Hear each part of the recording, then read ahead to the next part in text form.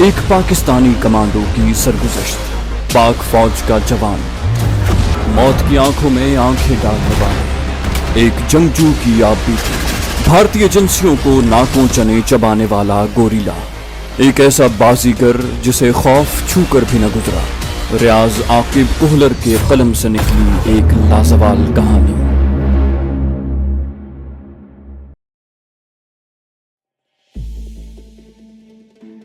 माजे दो अफराद मकान में दाखिल हो गए हैं और दोनों के पास हथियार भी हैं। वो उछल पड़ा, क्या कहीं ये मीर न्यास खान के आदमी ना हो। मैंने नफी में सर हिलाया, नहीं ये उसके आदमी नहीं हो सकते। बहरहाल तुम इधर ही रहो, मैं उनसे निपट लेता हूँ। मैं बाहर की जानिब बढ़ गया, जबकि अमजद इस अंदाज से बैठ गया कि दोनों दरवाजों पर यकसा नजर रख सके। वो दोनों हमसे बेखबर थे। अगरचे मैं पिस्टल के जोर पर उनके हथियार जबरदस्ती रखवा सकता था, मगर इस सूरत में बात बिगड़ने का अंदेशा था। वो नामालूम कौन थे, दोस्त, दुश्मन या फिर उन दोनों में से कोई भी नहीं। लेकिन अपनी समत हथियार उठा देख कर उन्होंने लाजमन मेरा दुश्मन बन जाना था, और उसकी वजह हमारे गंडापूरों की माशरत है कि कोई बंदा अगर हमारी जानिब हथियार तान ले, वो दुश्मन गर्दाना जाता है और उससे बदला लेना फर्ज हो जाता है। जबकि मैं उन दोनों को अपना दुश्मन बनाना नहीं चाहता था। आपको शायद इस बात पर अचंभा हो, मगर हकीकतन हमारे इलाके में इस बात पर 3-4 कत्ल हो चुके हैं, और वो भी ऐसे हैं जो मेरे इल्म में हैं, वरना तादाद इससे ज्यादा होगी। मैं जैसे ही दरवाजे से बाहर निकला, दोनों मुझे देखकर बेख्तियार ठिठक कर रुक गए।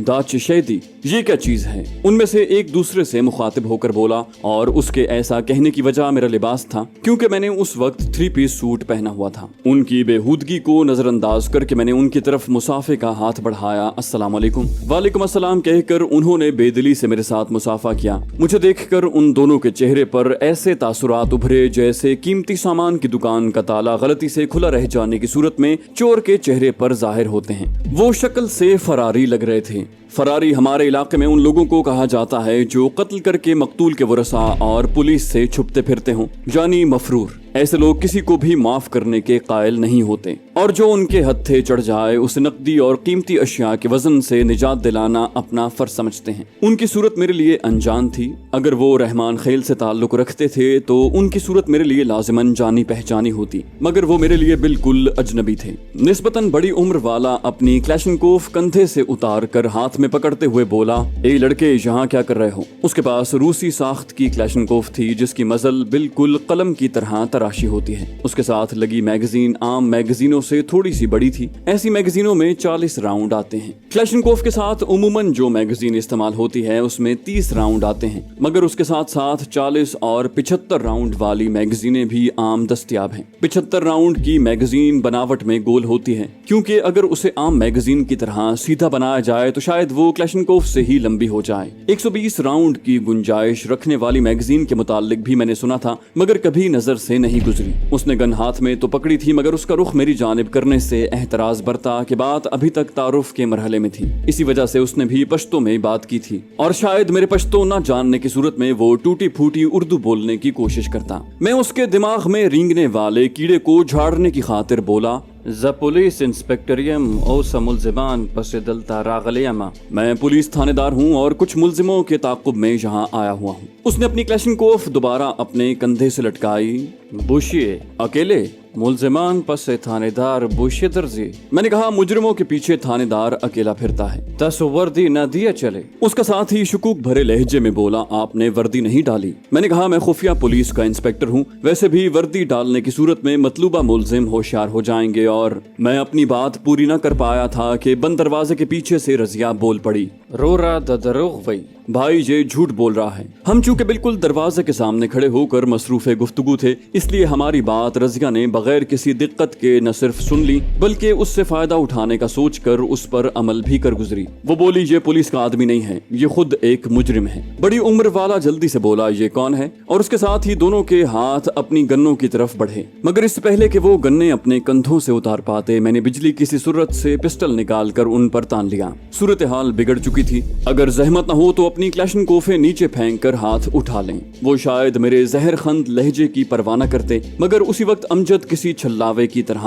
अंदर से बरामद हुआ। बाहर निकलते ही उसने बड़ी तेजी से क्लैशनकोफ का कॉकिंग हैंडल खींचकर छोड़ा। ये मुखालिफ को डराने का एक नफ्सियाती तरीका था और फायर करने का एक वाज़े ऐलान था। हालांकि किसी पर हथियार तान लेने का भी यही मतलब बनता है, मगर खाली हथियार तानने में और कॉकिंग हैंडल खींचकर छोड़ने में बड़ा फर्क है। अमजद की गन चूंकि पहले से कॉक थी, इसलिए चैम्बर में मौजूद पहले वाला राउंड गन से निकलकर उड़ता हुआ दूर जा गिरा। अमजद की हरकत से वो बेसाख्ता दबाव में आ गए थे। इसी वजह से उन्होंने अपनी क्लैशनकोफें साइड पर फेंकते हुए अपने हाथ बुलंद कर लिए। इस मर्तबा भी निस्बतन बड़ी उम्र वाला बोला, तुम दोनों अच्छा नहीं कर रहे। मैंने अमजद को जमीन पर पड़ी उनकी गन्ने उठाने का इशारा किया। अच्छा बुरा बाद में देखेंगे, पहले अपना तारुफ करवाओ। इस मर्तबा भी अमजद ने बड़ी फुर्ती का मुजाहिरा करते हुए वो दोनों गन्ने समेटी, जबकि वो दोनों खामोश खड़े कीना तोज नजरों से मुझे घूरते रहे। मेरे लहजे की सख्ती बरकरार रही। मेरा ख्याल है तुम्हें मेरी बात समझ में नहीं आई। इस मर्तबा दूसरा आदमी तेज लहजे में बोला, मशीन गन्ने वापस करो, हमने कहीं जाना है। ना हम तुम्हारे काम में दखल अंदाज हुए हैं और ना ही तुम्हें ऐसा करने का हक है। मैंने उसकी बात सुनी अनसुनी करते हुए कहा, अमजद अंदर से रस्सी ले आओ। अमजद जल्दी से कमरे में घुस गया और वो रस्सी जो हमने रजिया को बांधने के लिए रखी थी वो ले आया। अमजद से रस्सी लेकर मैंने पिस्तौल जेब में डाला और उनकी मुश्कें कसने के लिए उनकी तरफ बढ़ गया। मैं जैसे ही अमजद और उन दोनों के दरमियान आया, वो दोनों आंखों ही आंखों में इशारा करके मुझ पर झपट पड़े। उन्हें यकीन था कि अमजद उन पर फायर नहीं खोल सकता था। मेरा अपना दिल उनको हल्का फुल्का झाड़ने का था, इसलिए मैं जानबूझकर अमजद और उन दोनों के दरमियान आया था। वो जैसे ही मेरे करीब पहुंचे, मेरा दायां घुटना और बायां मुक्का एक ही रफ्तार से एक के पेट और दूसरे की ठोड़ी की तरफ बढ़े। दोनों चीखते हुए दूर जा पड़े। फुटबॉल खेलने के से अंदाज में दोनों को चंद ठोकरें रसीद करने के बाद मैंने एक मर्तबा फिर रस्सी उठाई और उनकी तरफ बढ़ गया। इस मर्तबा दोनों ने कोई हरकत करने की कोशिश न की और जमीन पर पड़े कराहते रहे। मैंने दोनों के बाजू पुश्त की जानिब एक ही रस्सी से बांध दिए। इस दौरान अमजद दिलचस्पी से हमारा तमाशा देखता रहा। यूं भी हमारी गुफ्तगू पश्तो में हो रही थी और अमजद सिर्फ थोड़ी बहुत पश्तो समझने की अहलियत रखता था। बोलने से वो बिल्कुल कोरा था। उनके हाथ बांधने के बाद मैंने हाथ झाड़े, अब खड़े हो जाओ। जवान आदमी खिसियाने अंदाज में बोला, इस बात का बदला हम जरूर लेंगे। मैंने उन्हें पेशकश की, अगर पसंद करो तो अभी तुम्हारे हाथ खोलकर बदला लेने का मौका फराहम कर सकता हूँ। वो मेरी बात का जवाब देने की बजाय खामोश रहे। मैंने उन्हें कमरे की जानिब धकेला, अंदर चलो, और वो सर झुकाए कमरे की तरफ बढ़ गए। रजिया की जानिब से भी मुकम्मल खामोशी छा गई थी। कमरे में दाखिल होते ही अमजद चटाई पर ढेर होते हुए बोला, अब्दुर्रहमान भाई, इनकी तलाशी तो ले लेते। मैं आगे बढ़कर उनकी जेबें टटोलने लगा। इन गरीबों के पास क्या होगा? थोड़ी सी नकदी और शनाख्ती कार्ड के अलावा उनके पास कोई काबिल जिक्र चीज नहीं थी। शनाख्ती कार्ड्स के मुताबिक बड़ी उम्र वाले का नाम फजलदाद और नौजवान का नाम खुशमेर खान था। नकदी उनकी जेब में डालकर उनके कार्ड्स मैंने अपनी जेब में डाल लिए। फजलदाद मुल्तजी लहजे में बोला, ए लड़के, हमें छोड़ दो, खामखा दुश्मनी बढ़ाने का कोई फायदा नहीं। उसका पहले वाला तनतना गायब हो चुका था। मैंने कहा, मेरा अपना भी यही इरादा था, मगर तुम्हारी किस्मत के तुम हमारे राज से वाकिफ हो चुके हो, इसलिए मैं तुम्हें छोड़ने का रिस्क नहीं ले सकता। वो कुछ बोलने लगा, मगर मैंने उसकी बात पूरी न करने दी। अगर मगर छोड़ो और आराम से बैठो। और वो होंठ भींच कर खामोशी से जमीन पर बैठ गया। खुशमेर खान ने भी उसकी तकलीद की। मैंने अमजद से कहा, अब्दुल्ला मेरे साथ आओ। अमजद क्लैशनकोफें उठाकर मेरे साथ कमरे से बाहर आ गया। मैंने कहा, इनका ख्याल रखना, ये लाजिमन पुलिस को मतलूब होंगे। अपने दोस्त नजर से मैं इनकी बात करूंगा। इनको पुलिस के हवाले करने में ही हमारी बेहतरी है, क्योंकि इन्हें कत्ल करने को मेरा जमीर गवारा नहीं करता, जबकि इन्हें छोड़ देने में इनकी तरफ से शरारत का अंदेशा है। अमजद ने इस बात में सर हिलाया। मैं समझ गया। मैंने कहा, ठीक है, फिर मैं कपड़े बदल लूं। खामखा इस लिबास में टारगेट बनने का कोई फायदा नहीं। और अमजद इस बात में सर हिलाकर अंदर की जानिब बढ़ गया। 3 पीस सूट उतार कर मैंने शलवार कमीज पहनी। कोट का सामान कमीज की जेबों में मुंतकिल करके मैंने सूट तह करके शॉपर में डाला और पैदल रहमान खेल की जानिब चल पड़ा। वापसी के लिए मैंने बरसाती नाले के दरमियान से गुजरने वाला रास्ता पसंद किया था। घंटे पौन घंटे बाद मैं बगैर किसी खास वाक़े के असलम भाई के घर पहुंच गया। सामान का शॉपर घर में छोड़कर मैं थाने की तरफ बढ़ गया। मेरा इरादा था कि शहर जाने से पहले उन दोनों सूरमाओं के शनाख्ती कार्ड नजर को दिखाकर उनके बारे में कोई मशवरा लेता जाऊं। मेरा अंदाजा था कि वो लाजिमन पुलिस को मतलूब होंगे। खुशकिस्मती से नजर मुझे थाने से बाहर ही मिल गया। मीर न्याज खान की बेटी के अगवा की बात को गोल करते हुए मैंने उसे फजलदाद और खुशमेर खान के शनाख्ती कार्ड्स दिखाए। वो बड़े जोश से बोला, अरे ये तो शब्बीर शाह कुंडी के कातिल हैं। मैंने पूछा, शब्बीर शाह? उसने बात की वजाहत की, अपना नाजिम यार। यार, पिछले साल इन दोनों ने ही उसे जलसे में तकरीर के दौरान गोली का निशाना बनाया था और फिर हस्बे साबिक पुलिस की नाक़िस कारकर्दगी के बायस भाग गए थे। मैंने पूछा इनकी नाजिम से क्या दुश्मनी थी। वो बोला दुश्मनी किसी और की थी, ये तो फकत उसके आलाएकार थे। बहरहाल तुम छोड़ो, ये एक लंबी कहानी है, अगर टाइम है तो बैठो, तुम्हें तफसीलन सुना देता हूँ। मैंने कहा नहीं शुक्रिया, बस इन दो आदमियों के मुताल्लिक मालूम करने आया था कि अगर ये पुलिस को मतलूब हैं तो मैं इन्हें तुम्हारे हवाले कर सकता हूँ। वो बोला क्यों नहीं यार, अभी चलो। शब्बीर शाह के भाई कबीर शाह कुंडी यानी मौजूदा नाजिम ने तो इन दोनों के सर की कीमत भी मुकर्रर की हुई है। मैंने पूछा कितनी? वो बोला 10,000। मैंने कहा 10,000 तुम्हें मुबारक हो, लेकिन फिलहाल इंतजार करो, कल या परसों मैं इन्हें तुम्हारे हवाले कर दूंगा। वो बोला वो क्यों? मैंने कहा ये मेरा जाती मसला है, बस तुम 2 दिन इंतजार करो और इस दौरान थानेदार को ज़हनी तौर पर तैयार करो ताकि परसों जब इन्हें तुम्हारे हवाले करूं तो तुम्हारे पास उनकी गिरफ्तार होने की कोई कहानी मौजूद हो। वो बोला इसके बारे में फिक्र मत करो, पुलिस आम खाती है, पेड़ नहीं गिनती। मैंने कहा ठीक है, कल या परसों मुलाकात होगी। मैंने उससे रुखसती मुसाफा किया और वो अस्बात में सर हिलाते हुए वापस थाने की तरफ चल पड़ा, जबकि मैंने अपना रुख पहलवान होटल की तरफ कर दिया कि वहीं से शहर की गाड़ी मिलनी थी।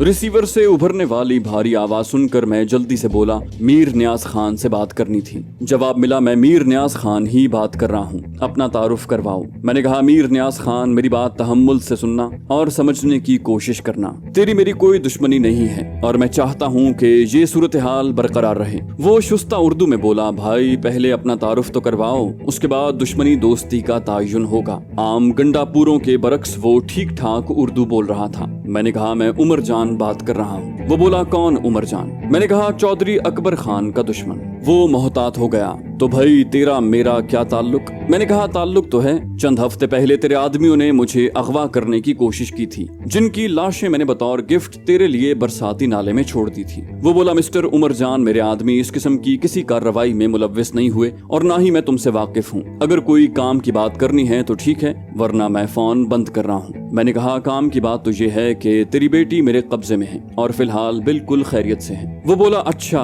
वो तुम हो जिसने मेरी इज्जत पर हाथ डाला है, इसका मतलब है तेरी कार्रवाइयों को नजरअंदाज कर देना मेरी गलती थी और इस गलती के अजाले के लिए मुझे मैदान में उतरना पड़ेगा। मैंने कहा खान साहब तुम मेरा क्या बिगाड़ोगे? मेरे तमाम घर वाले तो पहले से जिंदा जला दिए गए हैं और ये तेरी खुशकिस्मती है कि तू इस कार्रवाई में शामिल नहीं था, वरना अब तक तुझे बदला मिल गया होता। अब भी मैं तेरे लिए अंधेरे का तीर साबित हूँगा, ये न हो तेरी बेटी के बाद बेटे का नंबर आए और उसके बाद तेरा। इसलिए बेहतर यही है कि मुझे चैलेंज न कर। दूसरी तरफ उसका कहकहा काफी बुलंद था, उमर जान तुम अभी बच्चे हो, चौधरी अकबर जैसा 3rd क्लास बंदा तो तुमसे संभाला नहीं गया, चले हो मीर नियाज खान से टक्कर लेने। इस तरह करो, अच्छे बच्चों की तरह मेरी बेटी को वापस छोड़ जाओ, मैं तुम्हारी भयानक गलती माफ कर दूंगा और आइंदा भी ख्याल रखना कि मैं बार बार गलतियां माफ करने का आदी नहीं हूँ। इससे पहले भी तुम गलती से मेरे एक बंदे की हलाकत का बायस बन चुके हो। मेरी मुराद अकबर की हवेली में हलाक होने वाले बंदे से है। मैंने कहा ठीक है, मैं यही करूंगा,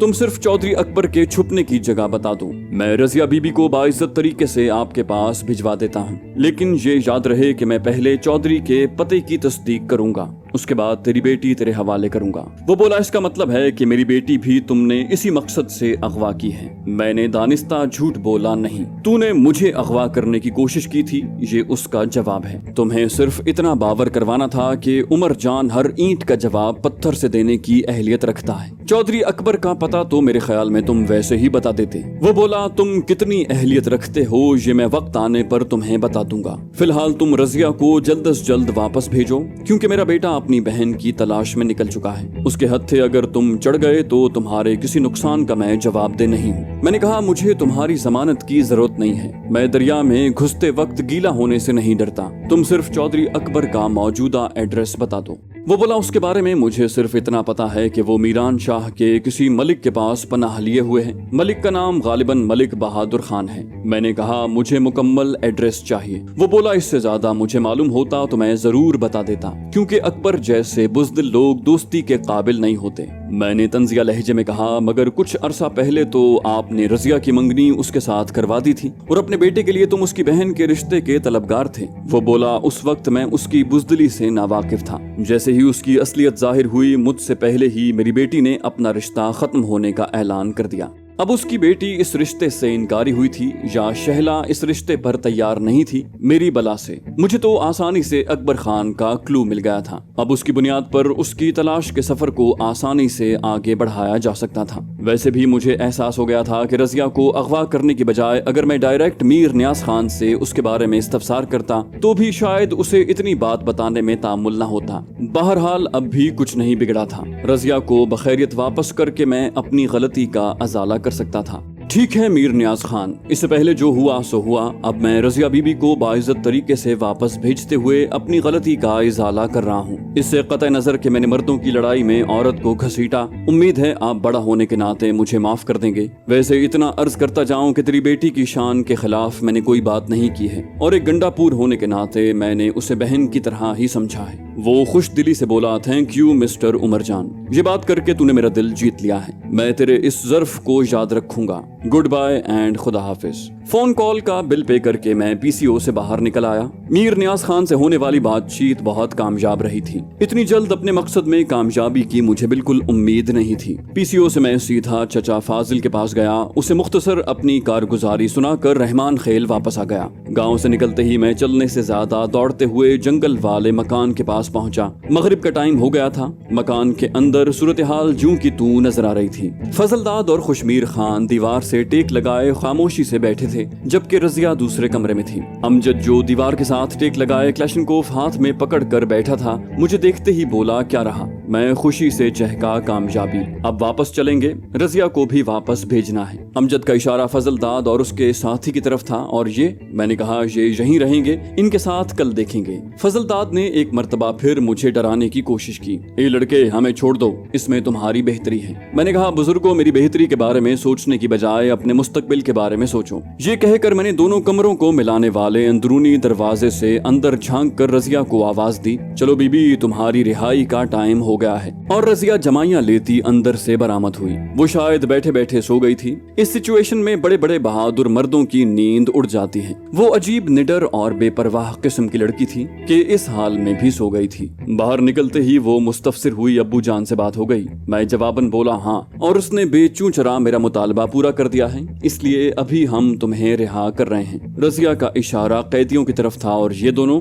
मैंने कहा, वो दोनों फिलहाल मेरे पास रहेंगे। इनके साथ हमारा पुराना हिसाब किताब रहता है, वो चुका कर इन्हें भी छोड़ देंगे। हमने कौन सा इनका चार डालना है। वो बोली, मगर वो दोनों तो तुम्हारी शक्ल से भी वाकिफ नहीं, इनके साथ तुम्हारा कौन सा हिसाब किताब रहता है। मैंने कहा, तुम उन्हें छोड़ो और अपनी खैर मनाओ। ये कहकर मैंने अमजद को दूसरे कमरे का दरवाजा भी बंद करने का इशारा किया और रजिया को साथ लेकर झुंड में छुपी कार की जानिब बढ़ गए। थोड़ी देर में हम पक्के रोड पर निकल आए थे। थाने के करीब कार रुकवा कर हम दोनों नीचे उतर गए। अमजद बोला, मिस रजिया, बहुत बहुत मेहरबानी, आप जा सकती हैं। उसके लहजे में बेयकीनी थी। चली जाऊं? अमजद मज़ाहिया लहजे में बोला, बिल्कुल उसी तरह चली जाएं जिस तरह आपने एक दिन बाबुल का घर छोड़कर जाना है। और उसने हमें हैरानी से देखते हुए कार आगे बढ़ा दी। मैंने कहा, चल भाई माजे, थाने चल, इससे पहले कि मीर नियाज खान हमारे खिलाफ अपनी बेटी के अगवा का पर्चा करवाए, हम खुद गिरफ्तारी पेश कर देते हैं। वो मेरे साथ कदम मिलाकर चलने लगा। बकवास करने की बिल्कुल जरूरत नहीं, मुझे तमाम कहानी तफसील से सुनाओ।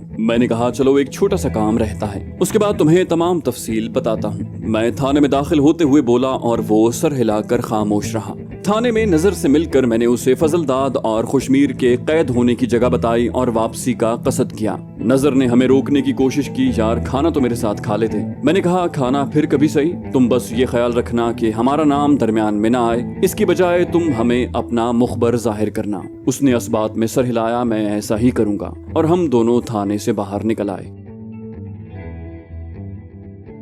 जाने से पहले बस इस वीडियो को लाइक कर दीजिए। इंशाल्लाह आपसे अगली किस्त में मुलाकात होगी। तब तक के लिए अल्लाह हाफिज।